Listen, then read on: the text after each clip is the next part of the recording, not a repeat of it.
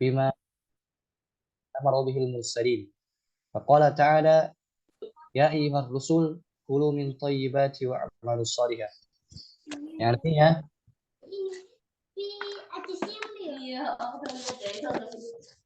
coba di-mute dulu suara.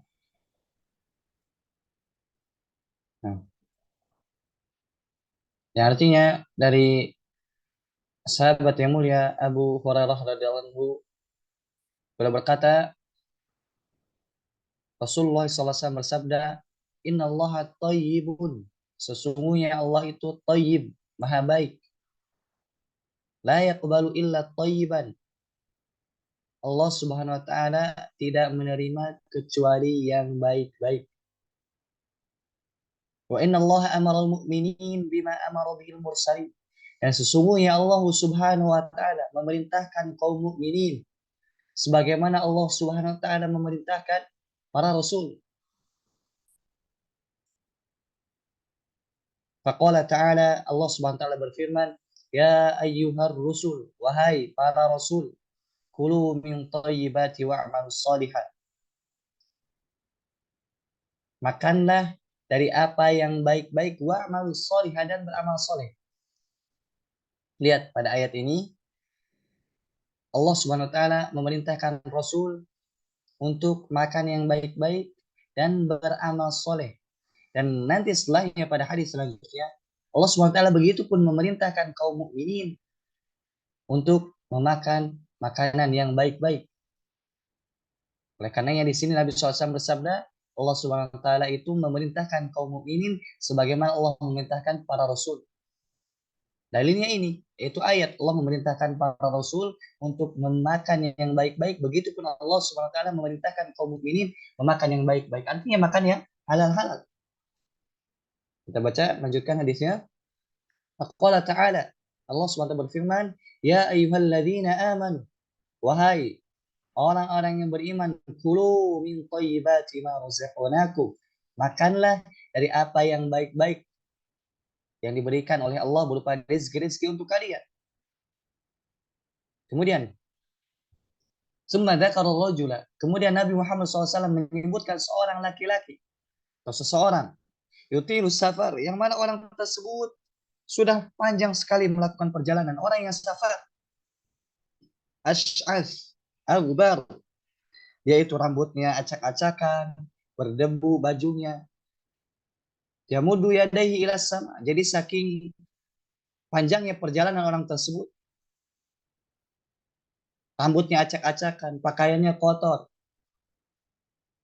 Yamudu yadaihi ila sama. Kemudian orang tersebut mengangkat tangannya ke langit.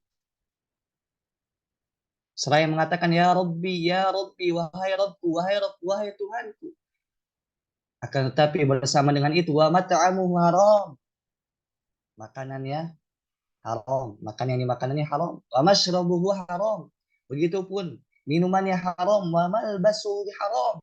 Begitupun pakaiannya haram. Wa ghudhiya bil haram. Dagingnya pun tumbuh dari sesuatu yang haram. Fa anna yustajabu lidzalik. Wa fa anna yustajabu lah. Maka bagaimana orang tersebut dapat ijabah doanya oleh Allah Subhanahu wa taala. Hadis ini sahih riwayat Imam Muslim. Jamaah masyaallah muslimin rahimakumullah. Dari hadis ini kita bisa mengambil beberapa faedah. Di antaranya, salah satu nama Allah Subhanahu wa taala adalah Thayyib, Maha Baik. Jadi, salah satu nama Allah adalah Maha Baik. Artinya apa? Segala sesuatu yang di situ tidak ada kebaikan atau di situ ada kekurangan, maka itu dinafikan dari Allah Subhanahu wa taala. Jadi, salah satu nama Allah Subhanahu wa taala adalah baik. Yang mana ketika nama Allah baik ini otomatis namanya sempurna, tidak ada kekurangan sedikit pun. Makanya setiap nama atau sifat atau sesuatu hal yang di situ ada kekurangan, maka itu dinafikan oleh Allah Subhanahu wa taala. Kenapa? Innallaha thayyibun. Allah itu Maha Baik. Begitupun di antara konsekuensi keharusan dari nama Allah Thayyib adalah la yaqbalu illa thayyiban. Allah Subhanahu wa taala tidak menerima kecuali yang baik-baik. Allah Subhanahu wa taala ketika melihat hambanya beramal dengan sesuatu yang buruk, Allah tidak akan menerima. Di antara yang misalkan seorang yang mungkin niatnya baik, Misalkan dia pengen hafal Quran, atau misalkan dia pengen naik haji, pengen bersedekah, akan tetapi dengan cara mengumpulkan uang dari sesuatu yang haram, maka Allah tidak akan menerima. Orang misalkan pengen haji, niatnya baik, pengen apa? Pengen haji. Akan tapi ternyata dia mengumpulkan uang untuk berangkat haji dengan sesuatu yang haram, dengan cara menipu, berdosa. Maka ketahuilah, innallaha thayyibun la yaqbalu illa thayyiban. Orang tersebut tidak akan diterima oleh Allah Subhanahu wa taala amalnya. Kenapa? Allah thayyib, Maha baik, tidak mungkin menerima dari sesuatu yang kotor, sesuatu yang haram. Sebagaimana nanti kita baca hadis selanjutnya atau hadis pengalaman terakhir yang mana Allah Subhanahu wa taala melihat hambanya berdoa, akan tapi disebabkan dia tumbuh dari sesuatu haram, pakaian yang haram, tidak akan diterima oleh Allah Subhanahu wa taala. Begitupun amalan lain. Ketika memang orang tersebut tidak beramal dengan amal yang thayyib, maka Allah Subhanahu wa taala tidak akan diterima. Dan dikatakan amal itu thayyib ketika terpenuhi dua syarat. Yang pertama, ikhlas karena Allah. Ini katakan thayyib. Kemudian yang kedua, sesuai syariat. Sesuai syariat Nabi Muhammad SAW itu ittiba. Jadi sesuatu amal dikatakan thayyib ketika terpenuhi dua syarat ini. Itu ikhlas karena Allah SWT dan ittiba, yaitu mengikuti syariat Nabi Muhammad SAW. Begitupun dalam hadis ini kita bisa melihat faedah bahwasanya untuk nama Allah itu adalah taufiqiyah. Apa taufiqiyah itu? Tauqifiyah, tauqifiyah artinya itu sesuatu yang mesti ada dalilnya. Kita tidak boleh Allah mengatakan namanya seperti ini. Kita tidak boleh mengatakan Allah sifatnya seperti ini, kecuali harus ada dalil yang menetapkannya. Ini di antara kaidah Ahlussunnah wal Jamaah dalam masalah akidah, tauhid asma wa sifat, yaitu tidak menetapkan bagi Allah baik nama ataupun sifat kecuali memang ditetapkan oleh dalil. Ini kaidah secara umumnya seperti ini. Nanti ada rinciannya, kan tapi untuk memahami secara umumnya seperti ini, yaitu kita tidak menetapkan bagi Allah sesuatu sifat ataupun nama kecuali dibarengi atau dibangun di atas dalil yang sahih. Kemudian begitupun dalam hadis ini kita bisa mengfaedah bahwasanya apa yang Allah perintahkan untuk para rasul, terkhusus untuk Nabi kita Muhammad SAW, maka pada hakikatnya kita pun masuk pada perintah tersebut. Anda ulangi. Jadi ketika Allah SWT memerintahkan Nabi kita, pada asalnya apa? Kita masuk dalam perintah tersebut. Kecuali nanti dikhususkan, yaitu misalkan untuk kekhususan Nabi Muhammad SAW. Karena ada sebagian syariat yang mana itu khusus untuk Nabi Muhammad SAW. Seperti misalkan nikah 9 istri atau lebih dari 4 istri, misalkan itu khusus untuk Nabi Muhammad SAW. Begitupun ada yang lainnya. Akan tapi hukum asalnya apa? Ketika Allah SWT merintahkan Rasulnya, kita masuk di dalam.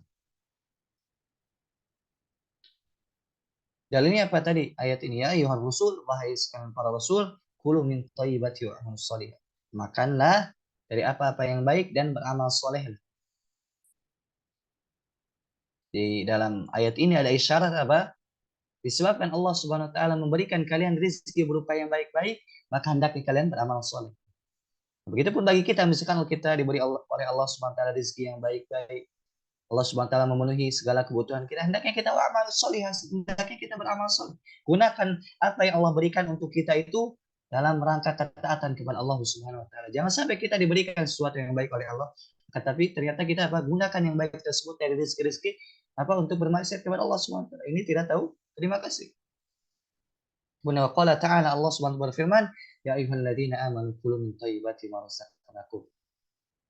Ini apa? Perintah untuk kaum mukminin, hendaknya makan dari yang baik-baik, dari apa yang Allah Subhanahu wa taala rizkikan kepada kita semua. Kemudian dalam hadis ini juga ada faidah bahwasanya di antara sebab untuk diijabahnya doa adalah pertama musafir.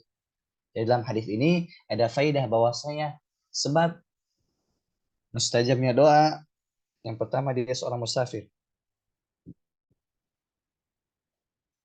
Kemudian sebab kedua dia juga mengangkat tangan.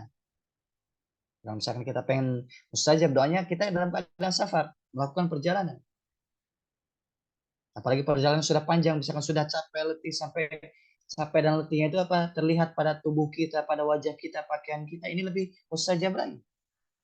Kenapa? Ini menunjukkan kefakiran kita, kebutuhan kita kepada Allah Subhanahu wa taala. Begitupun mengangkat tangan ketika berdoa. Di antara sebab untuk diijabah oleh Allah Subhanahu wa taala.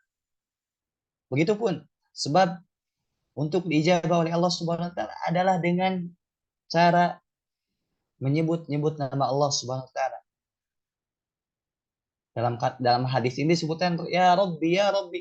Ini tawasul dengan nama Allah Subhanahu wa taala itu Rabb. Tawasul dengan sifat Allah Subhanahu wa taala yang Rabb itu artinya apa? Al-Khaliq, Maha Pencipta. Ar-Razik, Maha Pemberi rezeki. Al-Mudabbir, ini makna Rabb. Al-Mudabbir, Maha Pengatur seluruh alam. Soal ini bertawasul dengan nama Allah Subhanahu wa taala yaitu ya Rabb ya Rabb. Kalau misalnya kita mau meminta rezeki kepada Allah, maka ya Razzaq atau ya Razzaq, ya Razik. Bisa ya Razik atau ya Razzaq. Ya Allah Maha Pemberi rezeki, maka berilah aku rezeki. Tawasul.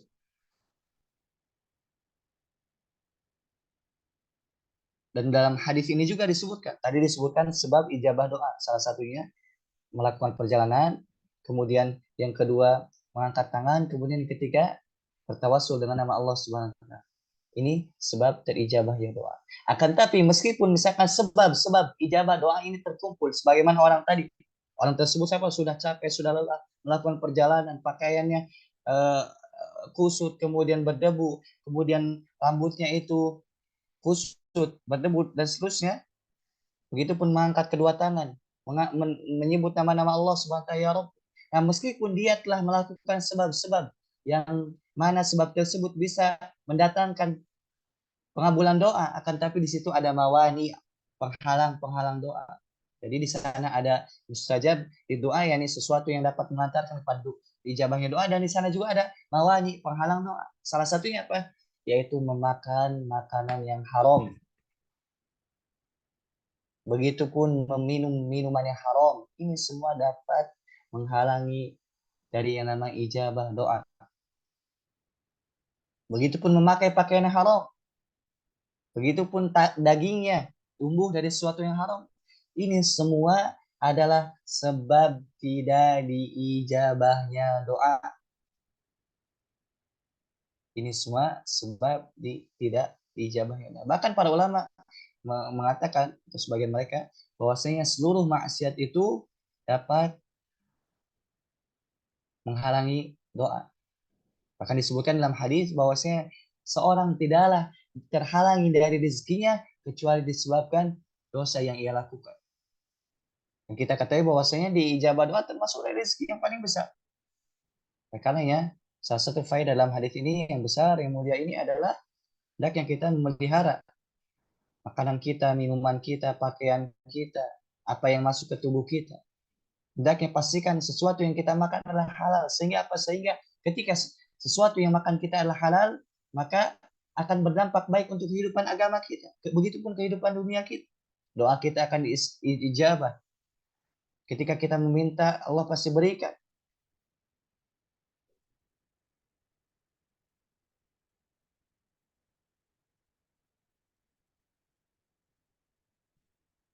Kemudian, lanjutkan pada hadis selanjutnya, yaitu al-hadis al-hadi asyara. Hadis ke-11. Nabi Muhammad al-Hasan ibn Ali ibn Abi Talib sibti Rasulullah sallallahu alaihi wasallam raihanatihi. Yang artinya dari Muhammad ibn Hasan, Abi Muhammad, kunyahnya Abu Muhammad Al-Hasan ibn Ali, yaitu Al-Hasan ibn Ali ibn Abi Talib, cucu Rasulullah SAW dan kesayangannya. Jadi hadis ini diriwayatkan dari cucu Rasulullah SAW, yaitu Al-Hasan ibn Ali ibn Abi Talib. Kita ketahui bahwasanya Al-Hasan adalah anak dari Fatimah. Fatimah bintu Rasulullah SAW. Jadi Al-Hasan ini termasuk dari cucu Rasulullah SAW. Kemudian beliau berkata, qala hafidhu min Rasulillah SAW. Al-Hasan berkata, aku menghafal dari Rasulullah SAW, yaitu sebuah perkataan, da'ma yaribuka ila ma la yaribuka. Yang artinya, tinggalkanlah sesuatu yang meragukanmu menuju sesuatu yang tidak meragukan. Jadi dalam hadis ini Nabi Muhammad SAW mengatakan, tinggalkanlah sesuatu yang ragu menuju sesuatu yang yakin. Artinya apa? Misalkan kita dalam masalah wudhu misalkan. kita sudah yakin bahwasanya kita sudah wudhu, betul kita sudah wudhu yakin. Kenapa? Ada buktinya, misalkan di situ apa? Kita masih ingat. Kemudian di situ ada datang, setelah itu misalkan selama beberapa menit datang keraguan. Misalkan apa? Was-was syaitan datang, misalkan engkau telah berhadas, misalkan. Engkau telah buang angin, misalkan. Nah, ini sesuatu yang ragu ini berupa buang angin atau hadas, maka ini sesuatu yang baru, yang mana ini masih ragu. Berbeda dengan yang pertama tadi, dia sudah wudhu, yakin dia sudah wudhu. Berarti dalam keadaan yakin ini apa dia tidak boleh untuk misalkan membatalkan keyakinan tersebut dengan sesuatu yang lain. Anda ulangi, bahwasanya dalam hadis ini ada faidah, ada kaidah yang disebutkan oleh para ulama bahwasanya al yakinu la yazulu bisyak. Al yakinu la yazulu bisyak. Yang namanya keyakinan tidak bisa dihilangkan dengan keraguan. Contohnya apa tadi? Contohnya misalkan seorang dia sudah berwudu yakin, misalkan di jam 9, misalkan dia mau sholat duha, misalkan jam 9 dia benar sudah yakin wudu.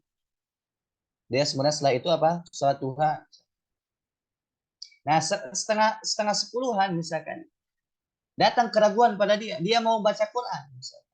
Dia mau baca Quran, sedangkan datang kepada dia keraguan, apakah saya sudah batal atau belum, misalkan datang was-was setan dan keraguan misalkan. Nah, keraguan ini tidak dianggap dalam Islam. Kenapa? Karena hukum asalnya dia telah punya wudhu.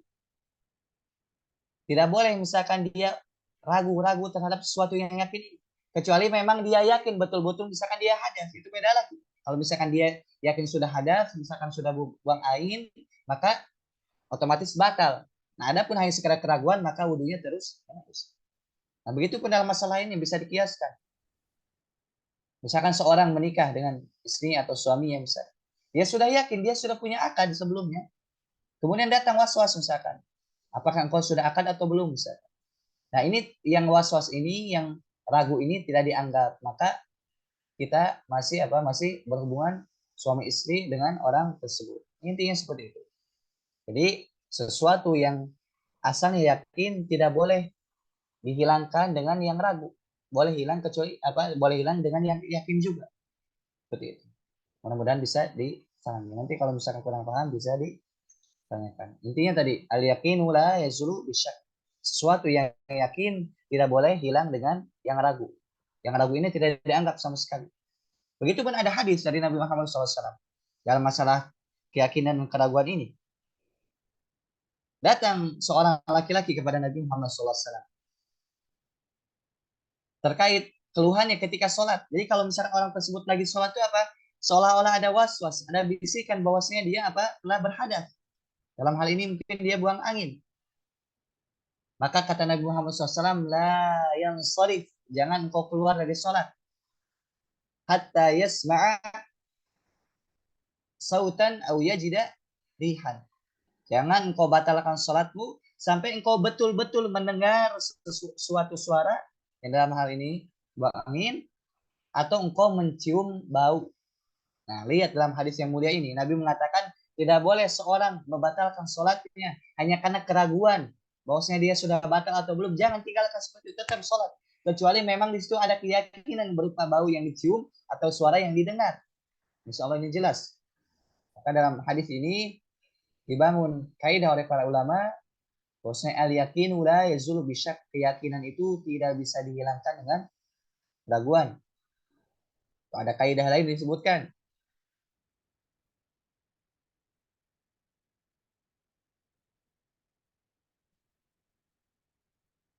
Terkait hal ini, sesuatu yang yakin tidak boleh dihilangkan kecuali yang yakin pula.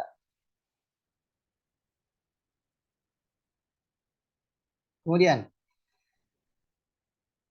kita lanjutkan pada hadis yang ke-12, al-hadis ats-tsani asyara. Hadis yang ke-12. An Abi Hurairah radhiyallahu anhu qol, dari sahabat yang mulia Abu Hurairah radhiyallahu anhu, semoga Allah meridainya, beliau berkata, qala Rasulullah sallallahu alaihi wasallam, beliau berkata, Rasulullah sallallahu alaihi wasallam bersabda, min husni islamil mar'i tarku ma la ya'ni. Di antara tanda baiknya Islam seseorang, dia meninggalkan apa-apa yang tidak bermanfaat. Di hadis yang mulia ini, hadis yang agung ini, Rasulullah SAW bersabda, di antara tanda kebaikan Islam seorang yaitu meninggalkan sesuatu yang tidak bermanfaat. Ini hadis yang begitu mulia, yang begitu agung. Yang mana kita bisa menimbang diri dengan hadis ini. Sejauh mana baiknya Islam kita. Sudahkah Islam kita baik atau justru sebaliknya? Lihat diri kita. Seandainya misalkan kita sibuk dengan sesuatu yang tidak bermanfaat, sesuatu yang bukan urusan kita sama sekali, maka ketahuilah bahwasanya Islam kita kurang baik. Dan sebaliknya ketika misalkan kita menyibukkan diri dengan sesuatu yang bermanfaat, dari manfaat satu, dari aktivitas satu ke aktivitas yang lainnya, selesai ini langsung yang lain, ini menunjukkan bahwasanya kebaikan ada pada diri kita billahi taala dengan taufik dari Allah Subhanahu wa taala. Maka pujilah Allah Subhanahu wa taala bagi orang yang sudah berusaha memanfaatkan waktu untuk taat kepada Allah Subhanahu wa taala untuk sesuatu yang bermanfaat. Dan bagi orang yang di sana masih ada kekurangan, yang masih sibuk dengan sesuatu yang tidak bermanfaat, maka segeralah kembali kepada Allah Subhanahu wa taala, bertobat, meminta taufik kepadanya. Karena dengan jelas Nabi SAW mengatakan, min husni islamil mar'i tarkuhu ma la ya'ni. Di antara bukti baiknya keislaman seorang, dia meninggalkan sesuatu yang bukan urusan. Apalagi di zaman kita sekarang ini, seorang apa dengan mudah misalkan ikut campur dari sesuatu yang bukan urusan dia bukan ahli dalam bidang. Misalkan terkhusus hari-hari ini, misalkan orang sibuk dengan politik, padahal dia bukan ahlinya, dia membicarakan fulan dan seterusnya. Ini sesuatu yang tercela. Karena ketahuilah bahwasanya sebagian salaf mengatakan, cukuplah di antara bukti berpalingnya Allah dari seseorang, yaitu Allah membiarkan dia pada sesuatu yang tidak bermanfaat. Artinya apa? Ketika Allah misalkan membiarkan orang tersebut, tidak peduli kepada orang tersebut, Allah biarkan dia pada sesuatu yang tidak bermanfaat. Makanya lihat diri kita sejauh mana kita menggunakan waktu untuk hal yang bermanfaat. Dan manfaat ini terbagi dua. Ada manfaat itu duniawi kita, yang kedua untuk manfaat ukhrawi akhirat kita. Maka selagi ada manfaat dunia dan akhirat kita, nggak apa-apa kita lakukan. Begitu masalah dunia misalkan, dan di situ ada manfaat seperti pekerjaan misalkan, atau untuk istri misalkan membantu suaminya mendidik anaknya atau beres-beres rumah, ini ada kebaikan di dalamnya, itu berupa kebaikan dunia. Dan ini bisa bernilai ibadah di sisi Allah ketika niatkan, hadirkan dalam hati kita apa? Dalam rangka misalkan taat kepada Allah Subhanahu wa taala. Dalam rangka taat kepada suami kalau istri misalkan. Terus maka masalah dunia pun apa bernilai ibadah.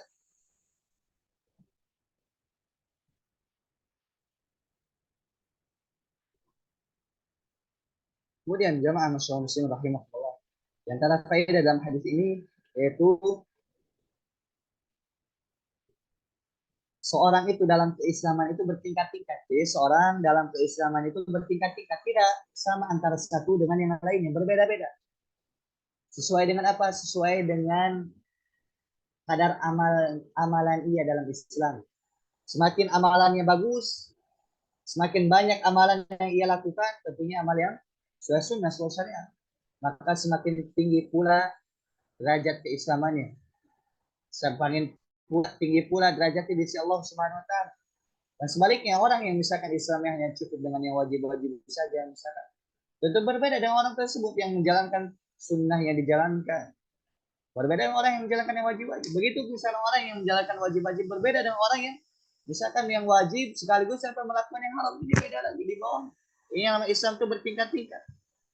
Begitupun beda dengan orang yang misalkan apa wajibnya bolong-bolong dengan orang yang wajibnya menjalankan. Itu beda di sisi Allah Subhanahu wa taala. Nah, untuk bisa melihat perbedaan itu gimana caranya? Yaitu dengan hadis ini. Hadis ini merupakan barometer, patokan sejauh mana baiknya keislaman kita. Sudahkah kita memanfaatkan waktu dalam hal-hal yang bermanfaat? Atau justru sebaliknya? Karena hadis-hadis yang ada pada kitab Arba'in Nawawi ini begitu mulia kedudukan, satu hadis saja ini seandainya diamalkan begitu apa cakupnya luas.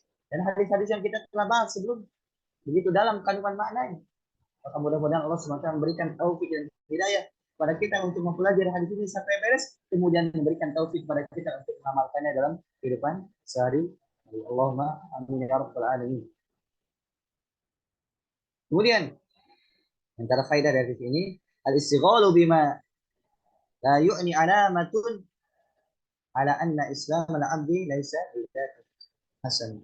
Artinya menyibukkan diri dengan sesuatu yang tidak bermanfaat itu adalah tanda dari kurang baiknya Islam orang tersebut.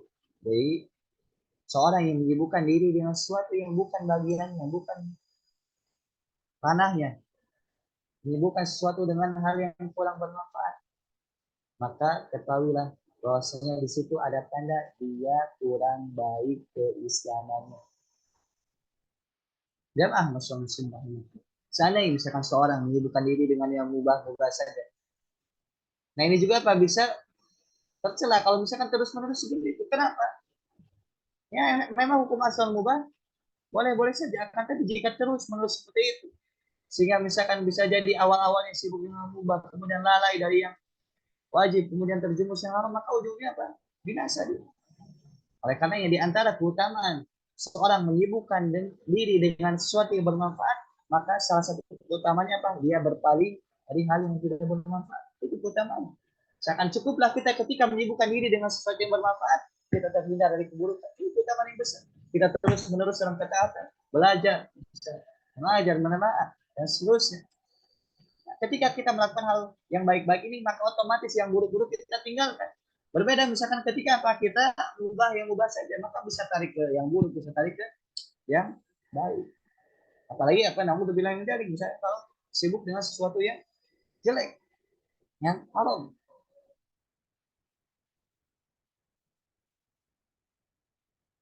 Kemudian pada selanjutnya al-haditsu dalilun ala al-hathi ala al-ibtiadi ala safsatul umur. Ya, artinya hadis ini sebagai dalil bukti untuk kita menjauhi perkara-perkara rendahan. Jadi dari hadis ini bisa kita ambil pelajaran yaitu hadis ini sebagai dalil supaya kita menjauhi perkara-perkara rendahan. Jauh. Kenapa? Karena al-Islam itu tinggi, Islam itu tinggi.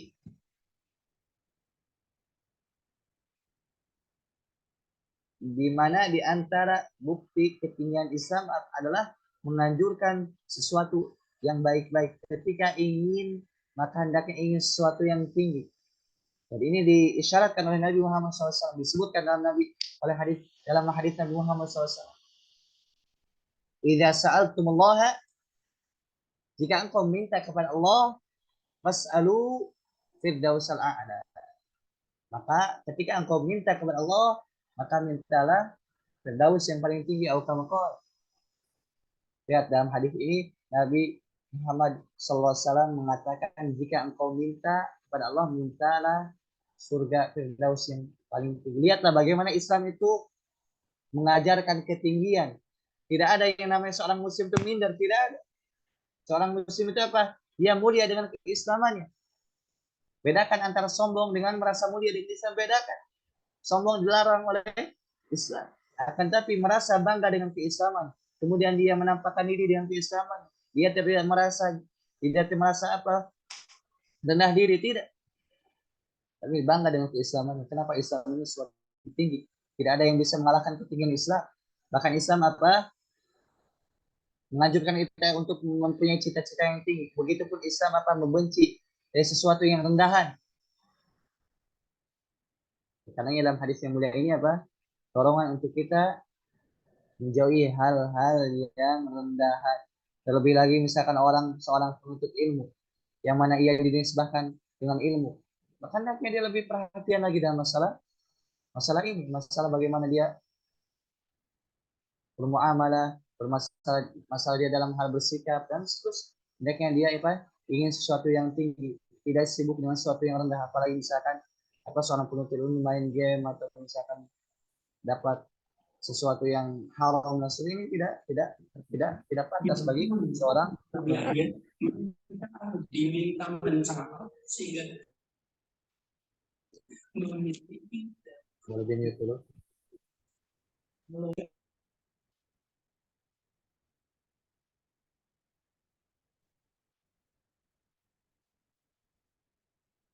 hadis ini juga bisa ada faedah yang kita ambil. Idrakul fadail yakunu bi tarki ma la ya'ni minal masyagil. Artinya, kita bisa mendapatkan keutamaan-keutamaan dengan cara meninggalkan yang tidak bermanfaat. Jadi kalau misalnya kita ingin sesuatu yang utama di sisi Allah, maka tinggalkan sesuatu yang tidak bermanfaat. Jadi kita lanjutkan ke hadis yang selanjutnya. Al-haditsu ats-tsalitsu asyara. Hadis ke-13. Hadis ke-13. An Abi Hamzah Anas bin Malik radhiyallahu anhu, khadim Rasulullah sallallahu alaihi wasallam. Dari Abu Hamzah, siapa itu Abu Hamzah? Yaitu Anas bin Malik. Anas bin Malik itu siapa? Khadim Rasulullah sallallahu alaihi wasallam. Beliau adalah khadim, pembantu Rasulullah sallallahu alaihi wasallam. Misalnya Anas bin Malik itu ketika kecil oleh ibunya itu Ummu Sulaim dihadiahkan kepada Rasulullah SAW atau diberikan kepada Rasulullah SAW supaya apa? Supaya melayani Rasulullah SAW. Anas bin Malik dan beliau cukup lama dalam menemani Nabi Muhammad SAW, berkhidmat kepada Nabi Muhammad SAW. Dan dalam waktu yang lama ini apa? Anas bin Malik mengatakan tidak pernah Rasulullah SAW mencela aku dalam hal-hal yang aku lakukan. Di antara Rasulullah SAW ketika Anas melakukan sesuatu tidak pernah dicela, tidak pernah mengatakan kenapa engkau lakukan ini. Begitupun dalam hal yang tidak dilakukan oleh Anas bin Malik, Rasulullah SAW tidak pernah mengatakan kenapa engkau tidak melakukan ini, tidak. Itu kan apa? Rasulullah SAW yang mulia. Sampai-sampai apa? Berlaku seperti itu kepada yang notabene apa? Sekedar pembantunya, tetapi tidak ada akhlak. Kemudian ani Nabi Muhammad SAW, ani Nabi SAW dari Nabi Muhammad SAW. Beliau SAW bersabda, la yu'minu ahadukum hatta yuhibba li akhihi ma yuhibbu li nafsihi. Bukhari dan Muslim. Hadis juga ini hadis yang ke-13 hadis yang begitu agung. Salah satu apa? Pedoman dalam muamalah kita sama kaum muslimin. Bahkan ini adalah puncak akhlak yang tinggi. Itulah puncak akhlak yang tinggi terdapat dalam hadis ini. Akhlak yang tinggi sesama manusia, sesama makhluk. Karena ketahuilah bahwasanya akhlak itu terbagi menjadi 3. Akhlak kita kepada Allah, akhlak kita kepada akhlak kita kepada diri kita, kemudian akhlak kita terhadap sesama makhluk. Nah, dalam hadis ini apa? Ada kaidah penting dalam muamalah kita dengan sesama makhluk. Apa itu? Yaitu la yu'minu ahadukum hatta yuhibba li akhihi ma yuhibbu li nafsihi. Tidak beriman salah seorang kalian dengan keimanan yang sempurna sampai kalian mencintai untuk saudara kalian sebagaimana kalian mencintai untuk diri sendiri. Sebagaimana kalian mencintai untuk diri kalian sendiri. Ulangi, la yu'minu ahadukum. Tidak beriman salah seorang dari kalian dengan keimanan yang sempurna hatta yuhibba li akhihi ma yuhibbu li nafsihi. Sampai kalian itu mencintai untuk diri kalian berupa kebaikan tentunya. Hatta yuhibba li akhihi ma yuhibbu li nafsihi. Sampai kalian mencintai kebaikan untuk saudara kalian sebagaimana kalian suka kebaikan itu ada pada diri kalian. Artinya apa? Contoh misalkan kita senang, kita suka ketika kita dapat hidayah, maka sepatutnya kita juga ketika melihat orang lain dapat hidayah kita juga senang. Kenapa? La yu'minu ahadukum hatta yuhibba li akhihi ma yuhibbu li nafsihi. Tidak sempurna keimanan salah seorang kalian sampai kalian mencintai untuk saudara kalian sebagaimana kalian cinta untuk diri kalian sendiri. Kita cinta hidayah untuk diri kita, begitupun kita cinta hidayah untuk saudara kita. Begitupun ketika orang lain saudara kita misalnya senang atau mendapatkan sesuatu yang disenangi berupa rezeki yang banyak, rezeki yang luas. Hendaknya apa kita juga senang. Jangan sampai hasad iri dan kenapa? Karena ketika kita dapatkan kenikmatan berupa rezeki yang luas, rezeki yang lapang, kita juga senang. Seperti itu. Ini hadis yang mulia, hadis yang agung.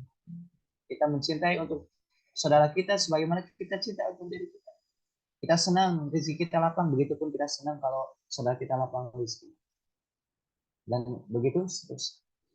Nah, kebalikannya, ketika kita benci sesuatu yang jelek itu menimpa pada diri kita, begitupun mestinya kita juga benci jika kejelekan itu menimpa pada saudara kita. Misalkan saudara kita kecelakaan, misalkan kita sedih juga. Kenapa? Seandainya kalau kita misalkan kecelakaan, kita juga apa, sedih, tidak enak. Begitupun kalau misalkan saudara kita misalkan rezekinya sempit, kita juga apa, merasa kasihan. Kenapa? Kalau kita juga rezekinya sempit, kita juga nggak enak. Dan gitu, dan begitu seterusnya, bisa dikiaskan. Begitupun misalkan apa, ketika orang lain tidak dapat hidayah, sedih kita. Kenapa? Sebagaimana misalkan kalau kita tidak dapat hidayah, sedih. Begitupun kita ketika melihat orang lain tidak dapat hidayah, sedih. Maka ini telah dicontohkan oleh Nabi SAW. Yang mana Rasulullah itu harisun alaikum bil mu'minina raufur rahim. Beliau itu begitu semangat pada kaum mukminin, memberikan kebaikan-kebaikan. Begitupun azizun alaihi ma'anit. Terasa sedih jika orang mukmin itu sedih. Terasa berat jika kaum mukminin itu berat. Ini Rasulullah SAW. Alatnya seperti itu. Maka hendaknya kita yang mengaku cinta Rasul, yang mengaku mengikuti sunnah Rasul, maka hendaknya seperti itu. Mencintai untuk saudara kita sebagaimana kita cinta untuk diri kita, dan membenci untuk saudara kita sebagaimana kita benci untuk diri kita. Jadi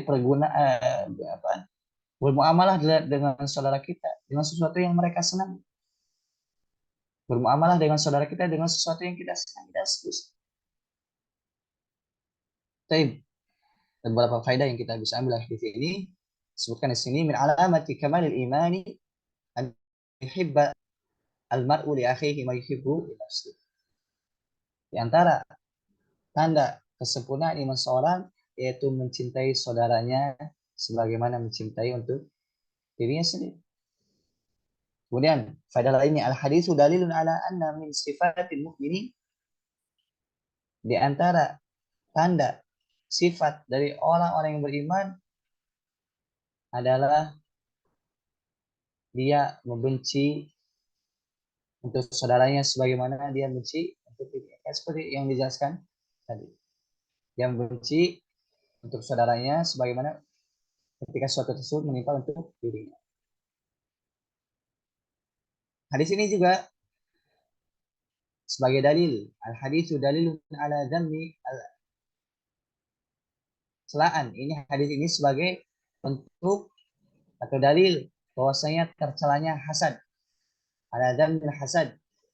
Tercelanya ala dzammi hasad. Tercelanya hasad. Tidak boleh seorang hasad kepada orang lain. Jika misalkan di dalam hati kita, ketika melihat saudara kita berupa kenikmatan yang mereka dapatkan, kemudian ada benci dalam hati kita, maka ketahuilah bahwasanya ada hasad di situ. Anda ulangi, misalnya ketika kita melihat saudara kita mendapatkan nikmat, baik itu nikmat agama ataupun nikmat dunia, intinya suatu nikmat. Nah, ketika kita melihat itu ada pada saudara kita, kemudian ada timbul rasa benci pada diri kita, tidak suka, maka ketahuilah itu adalah suatu sifat yang jelek, namanya adalah hasad. Jadi yang nama hasad itu apa? Bukan hanya sekedar pengen nikmat tersebut hilang dari saudara kita. Ini jelas hasad yang besar. Tapi benci saja kita terhadap nikmat tersebut yang sampai pada saudara kita, maka ini termasuk dari hasad. Dan hasad ini apa? Termasuk dari penghalang kesempurnaan iman seorang. Karena tadi di antara bukti kesempurnaan iman seorang adalah mencintai untuk saudaranya sebagaimana mencintai untuk diri. Dan hasad ini menafikan hal tersebut. Orang hasad itu apa? Dia rugi. Karena orang yang dia hasadi tidak dirugikan sama sekali, yang rugi dirinya, hatinya jengkel, di dunia tidak nyenyak, orang lain yang dapat nikmatnya di dunia nyenyak, dia hatinya rata. Orang yang hasad adalah justru sebalik. Maka hasadnya tidak ada manfaatnya sama sekali. Nabi kata Syekhul Islam Taimiyah rahimahullah taala, setiap dari kita itu, setiap dari manusia itu punya hasad dalam dirinya. Akan tapi apa? Akan tetapi orang yang buruk itu adalah menampakkan hasadnya berupa ucapan, sikap. Adapun orang yang baik, dia hasadnya dipendam, dipendam, kemudian dia mencoba untuk menghilangkan sedikit demi sedikit.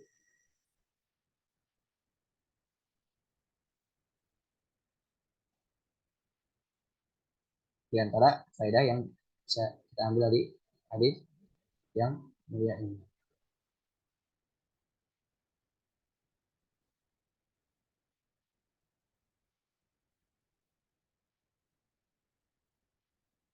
Itu pun hadis yang bisa kita ambil dari hadis ini adalah bahwasanya seorang mukmin dengan mukmin yang lain itu bagaikan satu jiwa. Jika dia mencintai saudaranya, maka seakan-akan dia mencintai dirinya sendiri. Al-mu'minu kalbunyan. Kata Nabi SAW, al-mu'minu kalbunyan. Seorang mukmin itu dengan mukmin lain kalbunyan. Seperti bangunan. Bahkan disebutkan di hadis lain, seperti satu tubuh. Idza syaka minhu 'adlun, jika satu anggota tubuhnya itu mengeluh kesakitan, maka tasahara sairu jasad, maka seluruh jasad akan begadang, sakit. Begitupun kita kaum mukminin, hendaknya apa kita ketika bermuamalah dengan orang lain apa seakan-akan kita bermuamalah dengan diri kita. Misalkan kita tidak senang ketika diganggu oleh tetangga, hendaknya kita tidak mengganggu tetangga. Dan seterusnya, kiaskan. Jadi, muamalah dengan kaum mukminin hendaknya kita bermuamalah apa seolah-olah bermuamalah dengan diri kita sendiri. Dan ingatlah ketika kita misalkan berusaha berbuat baik kepada kaum mukminin, kan tapi ternyata balasan yang mereka berikan misalkan tidak baik, jangan khawatir. Kenapa? Yang kita harapkan adalah pahala dari Allah SWT. Yang penting ketika kita berbuat baik ikhlas. Ketika kita ikhlas, pahala dari Allah. Bagaimanapun sikap orang tersebut yang kita berbuat baik kepada itu bukan urusan kita. Bahkan di antara ciri penghuni surga adalah nuridu minkum jazaa'an wa syukur. Ketika berbuat baik, kami tidak ingin balasan dari engkau. Bahkan jangankan balasan syukur pun ucapan syukron terima kasih tidak perlu. Yang penting apa? Yang penting Allah SWT menerima amalan tersebut dan dilipat gandakan di sisi Allah Subhanahu wa taala. Dan begitu pun tadi apa? Hasad dan dengki itu bertentangan dengan kesempurnaan iman. Nah, hadis ini juga apa? Ada anjuran untuk kita mensucikan hati kita. Bersihkan hati kita. Di antara bukti bersih hati kita apa tadi? Hadis ini. Yaitu kita senang ketika orang lain dapat kebahagiaan. Kita sedih ketika orang lain dapat suatu kesedihan. Ini tanda apa? Kesempurnaan iman seorang. Ini tanda apa? Tanda bersih iman seseorang. Kemudian kita lanjutkan pada hadis selanjutnya. Hadis ke-14. Al-haditsu rabi' asyar. Hadis ke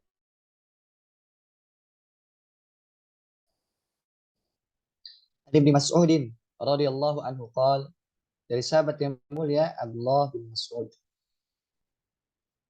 Beliau berkata,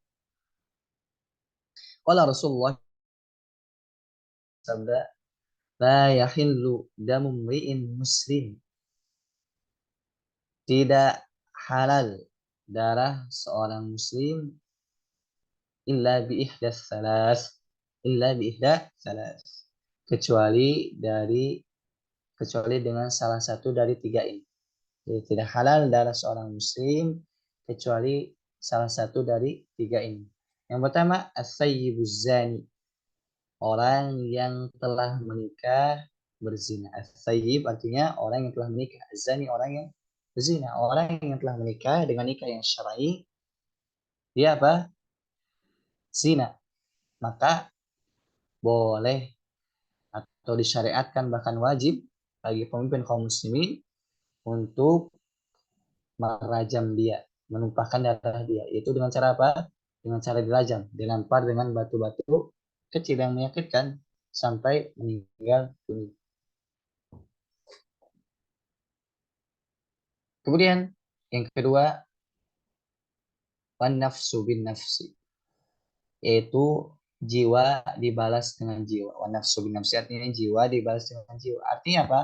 Ketika seorang membunuh orang lain, maka halal darahnya untuk dibunuh, yaitu hukum kisos. Hukum kisos. Dan perlu diketahui hukum-hukum seperti ini wajibnya atas ulil amri, pemimpin kaum muslimin. Adapun kita, maka tidak ada wajiban bagi kita. Kewajiban kita apa? Tidak berkaitan dengan hukum-hukum seperti ini. Kewajiban kita mempelajarinya, meyakini. Adapun misalkan menegakkan hukum kisos, kemudian merazam, itu bukan bukan bukan urusan kita, itu urusan pemimpin kaum muslim. Adapun misalkan nanti misalkan apa, kenapa misalkan tidak melakukan kisos kemudian tajam untuk pezina, itu urusan nanti Allah SWT yang akan tanya apa pemimpin kaum muslimin. Adapun kita, maka kita bukan bagian dalam hal tersebut. Dan ini juga dalam hal-hal seperti ini, hukum-hukum Allah SWT ini apa? Maslahat untuk seorang hamba, bahkan maslahat untuk masyarakat secara umum, bahkan maslahat untuk seluruh manusia. Dalam kisos misalkan, wafil kisosi hayatun ya ulil albab. Dalam kisos ini, hukum kisos ini, dipenggal lehernya ini bagi orang yang membunuh, hayatun, ada kehidupan di ulil albab, bagi orang-orang yang mau berpikir. Orang yang mau berpikir, merenungi hukum Allah yang sempurna ini, dia bisa mengambil pelajaran. Dalam kisos ini misalkan seorang yang dia tahu ketika ia membunuh akan dibunuh lagi, akan dibunuh balik, maka dia berpikir ulang ketika mau membunuh. Kenapa? Ketika dia mau membunuh, nanti resikonya dia tahu dia akan dibunuh. Nah, ketika dia tahu resikonya seperti ini, dia berpikir-pikir. Oleh karena apa? Banyak pembunuhan itu apa di negeri-negeri Eropa yang di sana tidak ditegakkan hukum kisos. Begitupun misalkan di negeri-negeri lainnya. Berbeda dengan di negeri yang di sana ditegakkan hukum kisos, sedikit kriminalitasnya. Kenapa orang mau berbuat jahat? Pikir-pikir. Kenapa kalau membunuh nanti dia yang dibunuh? Ini orang yang berakal bisa mengambil pelajaran betul ini. Rasulullah mengatakan fil qisasi hayatun ya ulil albab. Dalam kisos ada kehidupan bagi orang yang mau berpikir. Begitu pun dalam hal terkait di sini misalkan Sayyid Zani, orang yang dia itu sudah menikah kemudian zina. Ketika dia dirajam pun apa? Nanti hukuman di dunia ini akan meringankan hukuman dia di akhirat. Bahkan bisa diampuni disebabkan hukuman dia di dunia. Lihat bagaimana rahmat Allah Subhanahu wa taala untuk hambanya. Ketika Allah Subhanahu wa taala menetapkan hukum hudud yang mana harus dijalankan oleh seorang hamba. Ketika misalkan pencuri dipotong dengan tangannya, nah ketahuilah ketika dipotong tangan ini apa dosa terkait pencuri. Allah Subhanahu wa taala ampun. Karena apa? Hukuman di dunia ini apa? Disegerakan daripada hukuman di akhirat. Begitupun orang yang zani, misalkan orang yang berzina. Bahkan kejadian di zaman Rasulullah SAW. Orang yang berzina, perempuan, mengadu kepada Rasulullah SAW. Kemudian dirajam. Kemudian ada yang mencela perempuan tersebut disebabkan ia berzina. Kata Rasulullah, diam. Seandainya taubat dari wanita tersebut dibagikan kepada seluruh penghuni Madinah akan cukup. Subhanallah, bagaimana seorang pezina yang udah nikah kemudian dirazam. Kata Rasulullah SAW, seandainya tobat dari wanita tersebut dibagikan kepada penghuni Madinah atau 70 penghuni Madinah, yang dibagikan, maka kata Nabi SAW sudah mencukupi. Lihat bagaimana ketika seorang dia bermaksiat kepada Allah SWT, akan tapi dia kembali bertobat kepada Allah SWT sebesar apapun maksiat yang ia lakukan, maka Allah menerima orang tersebut, menerima tobat orang tersebut. Kemudian ini yang pertama, al-thayyibu zani, orang yang berzina boleh untuk ditumpahkan darahnya dengan cara dirajam. Orang yang berzina akan, tapi syaratnya apa? Al-thayyib, yang sudah menikah. Adapun yang belum menikah, maka hukumannya adalah mi'atu jaldah atau 100 kali cambuk. Jadi yang sudah menikah berzina hukumannya rajam. Adapun yang belum menikah, maka hukumannya adalah 100 kali cambukan dan diasingkan selama 1 tahun. Az-zaniyatu waz-zani fajlidu kulla minhuma mi'ata jaldah. Pezina perempuan dan pezina laki-laki maka jilidlah atau cambuklah keduanya itu mi'ata jaldah. Itu 100 kali cambukan. Ini yang kedua, kapan darah seorang bisa ditumpahkan? Yaitu ketika dia nafsu binafsi, ketika dia membunuh orang lain. Itu ingat hal seperti apa untuk pemerintah. Kita tidak akan ditanya orang lain terkait hal ini. Kenapa engkau tidak melakukan ini? Enggak. Karena sebagian orang apa malah menyibukkan dengan hal seperti ini. Misalkan jadikan khilafah, kan tapi dia lupa dengan tugasnya di keluarga, di rumah. Misalnya. Ini ada orang yang seperti itu. Tugas kita apa? Mempelajari. Kan? Fattaqullaha mastata'tum, bertakwa kepada Allah semampu kalian. Dan hal sepertinya apa? Kita tidak mampu. Ini urusan pemerintah. Fattariku lidinihi al-mufariqul jamaah. Dan yang ketiga, adalah orang yang murtad. At-tariku lidini artinya orang yang murtad, orang yang meninggalkan agama. Al-mufariqu lil jamaah, dan dia memisahkan dari jamaah kaum muslimin. Hadis sahih riwayat Imam Bukhari dan Imam Muslim. Jamaah masyaallah muslimin rahimakumullah. Hadis ini atau kita bisa mengambil beberapa pelajaran, di antaranya al-hadis dalilun ala ihtirami dima'il muslimin. Hadis ini sebagai dalil bahwasanya darah kaum muslimin itu haram. Ingat, darah kaum muslimin itu haram. Tidak boleh ditumpahkan kecuali tiga hal tadi. Selainnya tidak boleh. Bahkan kata Nabi Muhammad SAW, lenyapnya dunia ini lebih ringan di sisi Allah daripada meninggalnya satu orang beriman. Jadi misalkan lenyap seluruh dunia ini lebih ringan bagi Allah daripada harus meninggal satu orang tanpa alasan yang benar.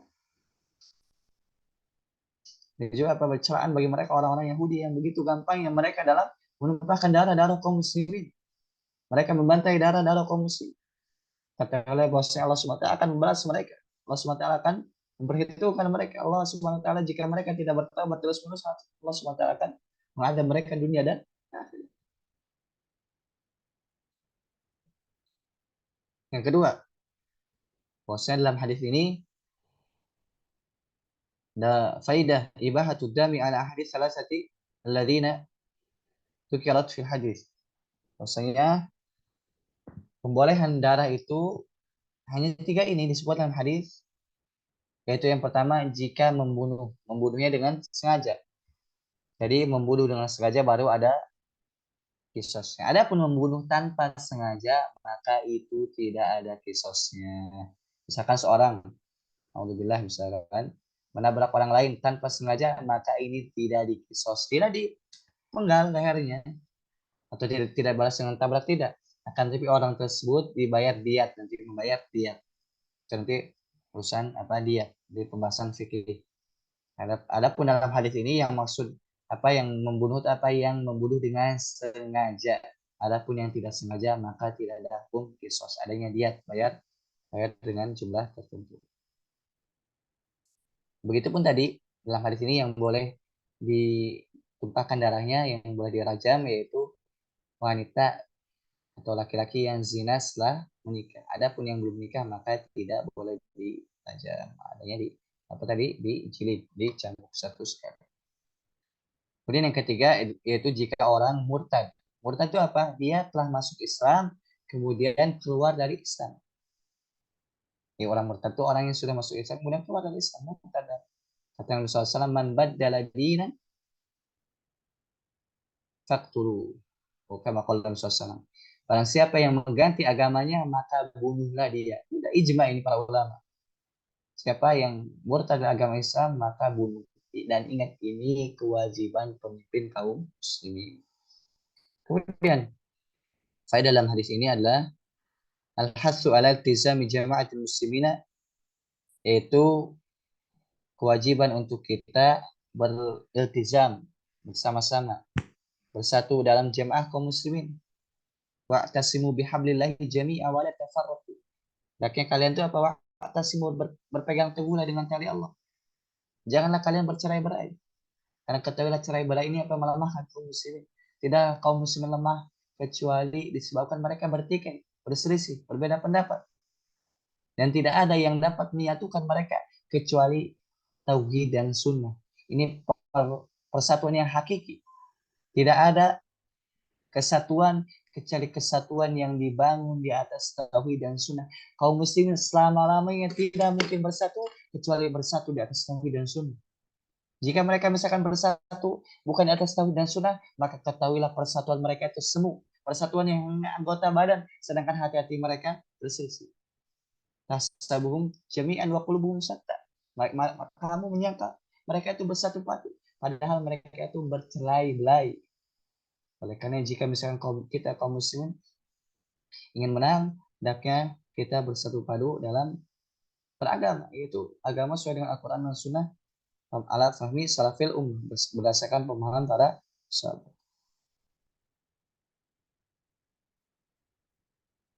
Kemudian jemaah masyarakat muslimin,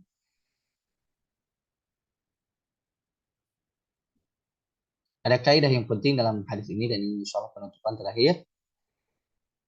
Al-aslu fi dima'il muslim al-hurmah. Bahwasanya hukum asal darah kaum muslimin itu haram, tidak boleh ditumpahkan. Begitupun darah kaum muslimin, kehormatan kaum muslimin itu haram, harta kaum muslimin haram. Dan ini telah kita pelajari sebelumnya dan sampai saat ini. Jadi bagaimana Islam ini, bagaimana Allah SWT mensyariatkan dalam Islam yang mulia ini sesuatu yang dapat melindungi kita semua. Hati kita terjaga, anggota tubuh kita terjaga, harta kita terjaga, kehormatan kita terjaga. Subhanallah, bagaimana mulianya agama Islam ini, betapa tingginya agama Islam ini. Maka dengan belajar ini apa kita bersyukur kepada Allah SWT. Dengan belajar ini kita mengetahui keindahan agama Islam. Karena dengan tanpa belajar kita tidak mungkin mengetahui keindahan agama Islam. Seorang misalkan beragama Islam dari kecil sampai tua, akan tapi tidak pernah belajar Islam, maka Islamnya begitu-begitu saja. Semua Allah SWT beritahu. Berbeda dengan orang yang sungguh-sungguh mempelajari agama Islam. Dia meyakini apa? Agama Islam itu sesuatu yang mulia, sesuatu yang indah, yang mana ketika ia menjalankannya dunia dan akhirat akan bahagia. Maka apa terdorong kita dalam mempelajari hadis ini dan hadis sebelumnya untuk senantiasa semangat dalam mempelajari agama Allah yang mulia ini, kemudian mengamalkan dalam kehidupan sehari-hari. Maka di akhir pembelajaran kita pada malam ini kita berdoa kepada Allah Subhanahu wa taala, mudah-mudahan Allah Subhanahu wa taala memberikan taufik kepada kita semua. Dan kita berdoa kepada Allah Subhanahu wa taala sebagaimana Allah Subhanahu wa taala mengumpulkan kita di majelis ini, maka mudah-mudahan Allah Subhanahu wa taala mengumpulkan kita di surganya kelak. Allahumma amin. Allahumma anfa'na bima 'allamtana wa 'allimna ma yanfa'una wa zidna ilman ya arhamar rahim. Allahumma arinal haqqa haqqan warzuqna ittiba'ah wa arinal batila batilan warzuqna ijtinabah. Allahumma inna nas'aluka 'ilman nafi'an ورزقا طيبا وعملا متقبلا. اللهم ربنا آتنا في الدنيا حسنة في الآخرة حسنة وقنا عذاب النار. سبحان ربك رب العزة عما يصفون والسلام على المرسلين والحمد لله رب العالمين. سبحانك اللهم وبحمدك أشهد أن لا إله إلا أنت أستغفرك وأتوب إليك. السلام عليكم ورحمة الله وبركاته.